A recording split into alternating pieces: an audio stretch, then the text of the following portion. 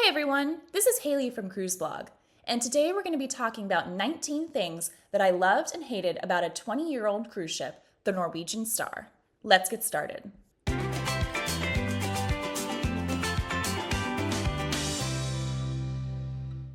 Norwegian Star is one of the oldest ships in the Norwegian Cruise Line fleet.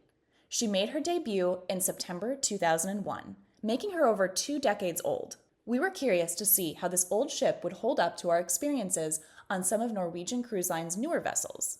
Recently, we took a 10-night European cruise to the United Kingdom and British Isles on board Norwegian Star. Here are 19 things that we discovered that we loved and disliked while on board the Norwegian Star. First up, remodel and updated features.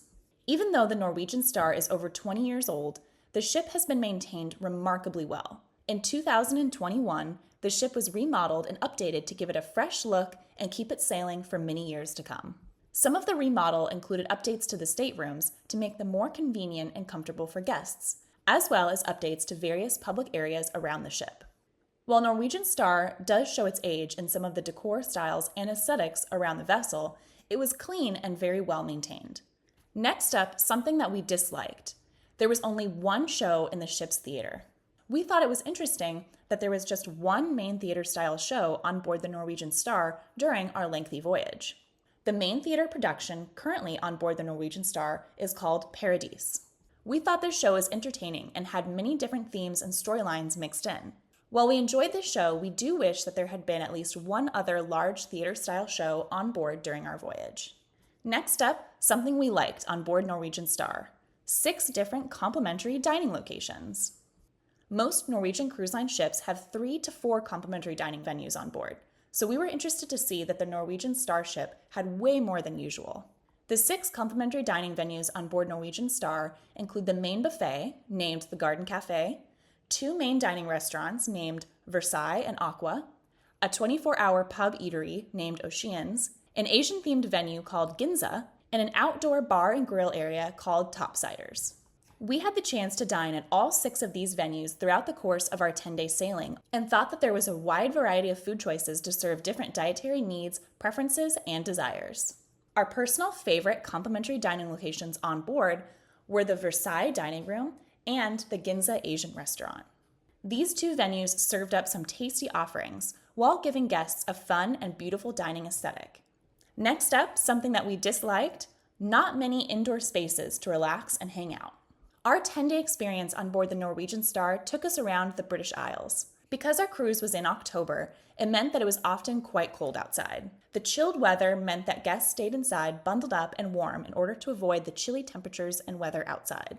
We often wanted a place to hang out, relax, and watch the beautiful scenery on board. However, we quickly discovered that there was not too many spaces for guests to take in the ocean views while inside their ship. On newer ships, such as the Norwegian Bliss and Norwegian Encore, guests will find the Observation Lounge, which is a space that's completely indoors and offers plenty of comfortable lounge chairs and seating for guests to relax. However, the Norwegian Star does not have any spaces on board like this for guests. Next up, something we liked: comfortable staterooms.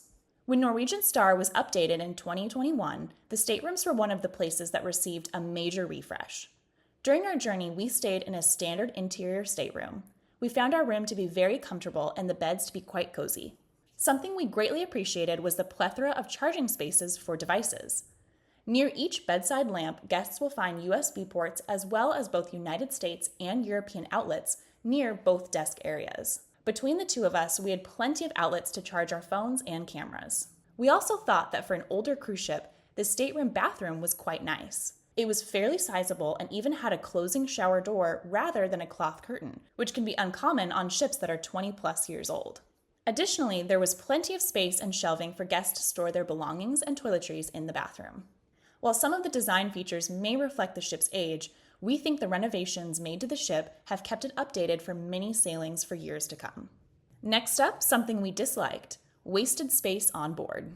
Something we thought was interesting and did not like about the Norwegian Star was that there seemed to be quite a bit of wasted space in various locations on board. For example, there's a large area on board reserved for the photo spot where guests can look up photos taken of them during their sailing, as well as purchase photo gifts. This area seems to hardly ever be used, and most of the time, we personally feel this is a wasted space where something else could be placed for guests to enjoy on board. Next up, something we liked, the wraparound deck. Nothing compares to the ocean views you will get while on a cruise. Something we loved about the Norwegian Star was that the ship features a complete wraparound promenade deck on Deck 7 for guests to take in these stunning views as well as enjoy a walk in the fresh air. The wraparound deck is the perfect place to watch a sunset, sunrise, or wave goodbye to locals as the ship takes off for its next destination during sail away. Next up, something we disliked, fewer onboard activities. For a 10-day sailing, we expected there to be more onboard activities on board the Norwegian Star. However, we found that if guests were not out and about exploring a port, there was not a lot to do on board the ship during the day. Our British Isles itinerary meant long days exploring the destinations each day. However, during our sea days, we found there to be not a lot to do on board. In comparison, Norwegian Cruise Line's newer vessels have plenty to do during sea days, from thrilling water slides to go-kart tracks and more. Next up, something we liked, exciting itineraries. We have noticed that many of Norwegian Cruise Line's older ships conduct unique and exciting itineraries. A British Isles itinerary in the autumn time is rather rare. Cruising to Scotland and Ireland is not usually something that cruise passengers can do on other cruise lines in the fall and winter. But Norwegian Cruise Line utilizes the Norwegian Star to sail to these beautiful destinations during the off-season. Because of this, I highly recommend taking a look at Norwegian Cruise Line's older ships for special itineraries. We were thankful this sailing was offered by Norwegian Cruise Line, even if it was on an older vessel. For that reason, you should never dismiss older ships. They may have some of the best itineraries. Next up, something we disliked, missed ports due to inclement weather.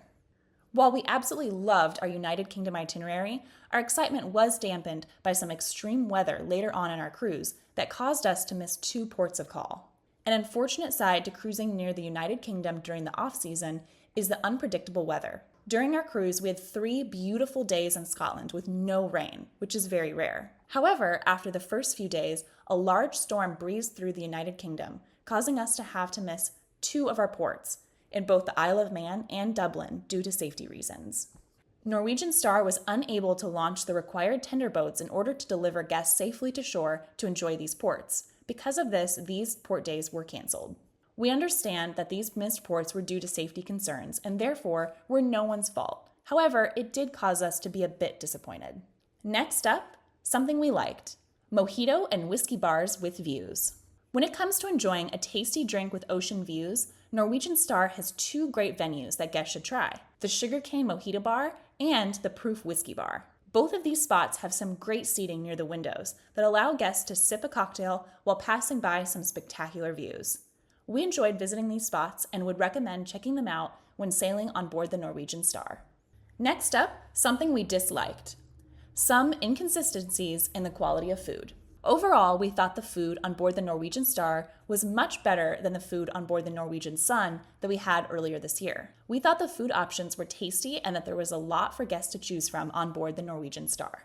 However, we did notice that there were some inconsistencies in the quality of food. For example, at dinner in the Versailles dining room, we noticed that some of our food dishes were delicious, while others fell a bit flat. Of course, everyone will find food they both enjoy and potentially dislike during any cruise. That being said, the quality was good for an older cruise ship. Additionally, we thought that there was an impressive selection of offerings on board the Norwegian Star that we did not experience on board the Norwegian Sun. Next up, something we liked, beautiful main dining rooms. Something that surprised me about the Norwegian Star was how beautiful the main dining rooms were. In fact, the Versailles and Aqua dining rooms are now some of my favorite large-scale dining rooms that I've experienced so far in all of my cruising adventures. Next up, something we disliked, staterooms at the front and back of the ship. This cruise was the first time that I have had an inside stateroom at the very back of a cruise ship. Additionally, we were traveling with some friends, and it was the first time that they had cruised while staying in an inside stateroom that happened to be at the very front of the ship. Because our cruise sailing experienced some extreme weather, it meant that we also experienced some of the roughest seas we've ever sailed through. Our friends staying at the front of the ship had quite the ordeal one evening as the ship aggressively rocked up and down as it traversed huge 18-foot swells of waves. They were unfortunately unable to get any sleep that night. The room that we stayed in at the very back of the ship did not feel the impact of the waves quite so much. However, it did have its disadvantages as well. Our room happened to be right above the Bliss Lounge, the main party lounge and bar on board Norwegian Star. Every night of our cruise, loud music could be heard quite clearly in our room until about 12:30 in the morning. Additionally, the walls were very thin, meaning that we could clearly hear the voices from fellow passengers below us in the lounge, as well as the guests staying in the room next to us. These less than ideal locations of our staterooms was likely due to the fact that we booked the cheapest possible staterooms on board the Norwegian Star. These room categories are often referred to as inside guarantee staterooms. For guests looking for quieter and less rocky staterooms, I recommend booking a cabin category that allows passengers to choose the location of their stateroom. Choosing an inside stateroom towards the middle of the ship is usually the best option for guests looking for the smoothest sailing.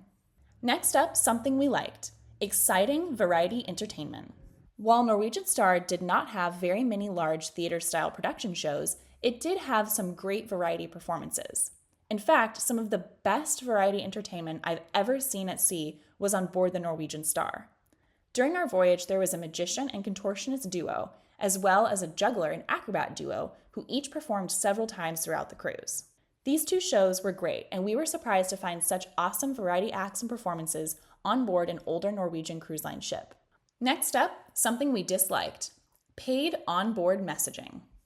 Because we were a group of 4 people traveling together and staying in 2 separate staterooms on board, we quickly figured out that we needed a way to communicate with each other on our cruise. Passengers on cruise ships often cannot text or call while at sea, and usually must rely on Wi-Fi in order to communicate with fellow guests, as well as with the outside world. Unfortunately, Norwegian Cruise Line does charge guests an extra $10 per person in order to use the online messaging system in the Norwegian Cruise Line app on board all of their ships. This is in addition to any Wi-Fi packages that guests purchase on board. Many other cruise lines, such as Royal Caribbean, offer online messaging in their app for free. Therefore, it was a disappointment to discover that Norwegian still charges for this feature, making it slightly harder for a large group of guests traveling together to communicate during their cruise vacation. Next up, something we liked: best Norwegian Cruise Line merchandise. On board previous cruises, we have seen very little Norwegian Cruise Line marketed merchandise. However, on board Norwegian Star, we discovered not just Norwegian Cruise Line branded items, but itinerary-specific items as well, which we had never seen before. Next up, something we disliked: stressful tender operations. During this sailing around the United Kingdom, we were scheduled to have 3 tender ports during our cruise.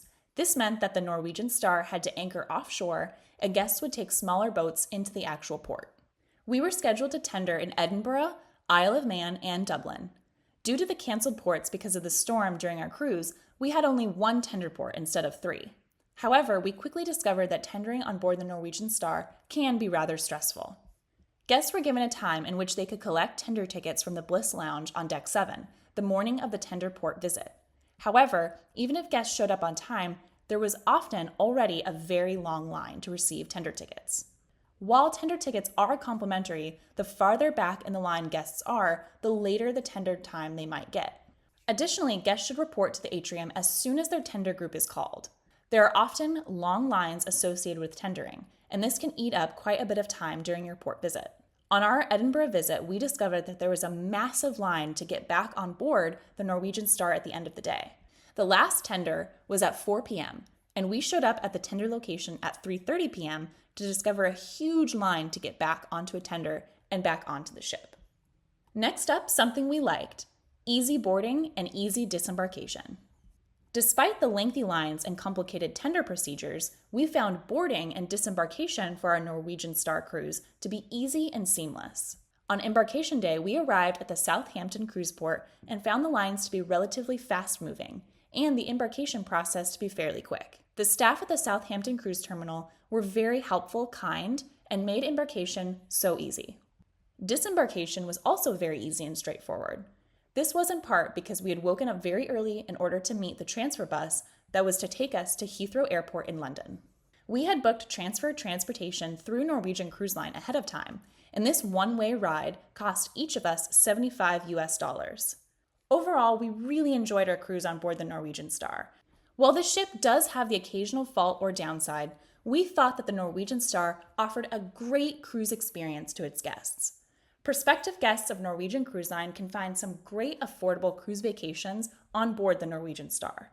Because of this, we always recommend considering a cruise on an older ship, as it might mean an awesome itinerary at a more affordable price.